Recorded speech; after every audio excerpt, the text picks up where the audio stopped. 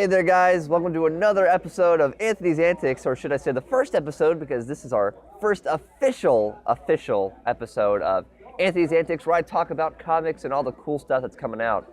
Last week, unfortunately, we were not able to have an episode, so I'll fill you in on a couple things of what exactly went down. First thing I want to talk about is Superman, issue 36. Of course, we are following up on the whole Lego cover thing, celebrating the Lego Batman 3 Beyond Gotham. And this issue is once again very good. I mean, it's John's writing Superman, John Romita Jr. doing the art. Basically what's happening is the character Ulysses, who we had found out about in previous issues, we've been following him for a while now, is basically doing his best to save Earth. And that involves basically opening a portal to his world where he was sent off to as a child and saying, hey, 6 million of you can join me and be happy, and there's no war or anything or disease or nothing.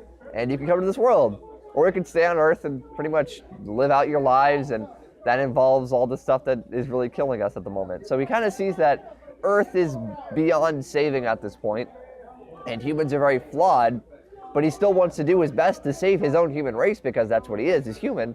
He was just sent to another dimension as a child, and so now he's doing what he can to save as many people as possible in his own sort of weird way. And Superman's there telling him, you can't lose hope on humanity. We have our flaws, but that's why we fight for what we have, That's whether we have problems like war and crime, that sort of thing. Those are always going to be there, but we push through it. Tough times are tough.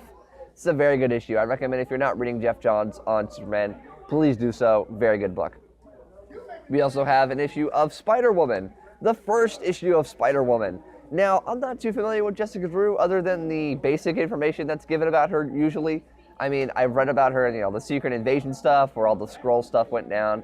Other than that, I'm not too familiar with her. I don't read her very often. This book made me very happy that I picked this up, because I, like I said, don't know much about her, but this issue made me love her. She's in this kind of group, because we have the whole Spider-Verse thing going on here, where we have Spider-Mans from different dimensions, and Spider-Girls and Spider-Womans, and all sort of Spider-ness coming around that are all being hunted by this one entity from other dimensions. Spider-Woman isn't like your average Spider character. Spider-Man and a lot of the other Spider characters, you kind of have this general sense of, comedy and fun and light humor. Spider-Woman isn't like that. Her life was nearly destroyed several times, and so she's much more of a cold and calculating Spider character, which I really love. She's paired with this character known as Silk, which was recently introduced in the Amazing Spider-Man series, and they just have a really great chemistry with each other. It's this really fun and sort of not serious character combined with Jessica Drew, who is Spider-Woman, is very, very serious about what she has to do. She's like, this is a war zone. This isn't fun times. People are dying. We have to be serious and do whatever we can to survive. Very good. If you haven't read any Spider-Woman, I recommend picking this up. Very interesting read. Now, with those quick looks at what previously came out, let's just go ahead and hop right into this week's books. First book we're going to talk about is Sinestro. Now, Sinestro, I'm not going to lie, I'm not a huge fan of what's going on in the Lantern books right now. Ever since the original creative teams dropped off with their big finale with issue 20 of each of the books, it's just kind of been lackluster, unfortunately. Green Lantern hasn't been a huge blast, which is unfortunate for me considering he's my favorite fictional character. Green Lantern Corps has been a little wonky. New Guardians are doing things I do not agree with at all, honestly. Kyle and Carol makes no sense. And Red Lanterns have been, depending on how you like Red Lanterns. Sinestro, on the other hand, has been very good. And that's really challenging for me, because it's going through their act, the Godhead Act, which is their big sort of crossover event for all the Lantern books, much like Spider-Verse is for the Spider books. And it's a bunch of stuff I really don't care about, because it involves the new gods, and they're doing stuff, and it's weird. I kind of thought I was going to drop off Sinestro, honestly. I really don't care to read all this event, and while I am enjoying the book, I really don't need to read about what's going on in Godhead. That being said, this book is too good not to read, in my opinion. Cullen Bunn does a fantastic job with Sinestro. He knows exactly how to write him. Sinestro really is the Magneto of the DC Universe. He's doing what he believes to be right, and he believes that he's the best version of what he is. And that's great. He really doesn't see himself as a villain. He believes that what he's done is all for the right purposes. It's just people see it in a wrong light. If he kills people, there's a reason for it. and I really do love that. So Cullen Bunn really gives a great voice to Sinestro. I love what he has to do with the character. Not to mention Ethan Van Sciver, who did a lot of the art for Green Lantern, such as Green Lantern Rebirth and things like that. He also did Flash Rebirth, which has beautiful art.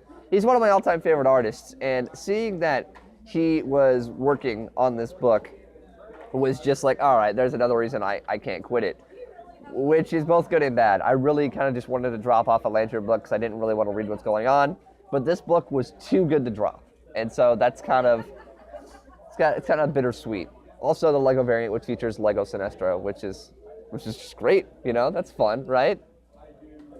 All right, pick that up. It's a good read. Speaking of fun reads, we've got Thanos versus Hulk, which is by Jim Starlin, the creator of Thanos. We have the original creator of this character writing his own character, which is always good.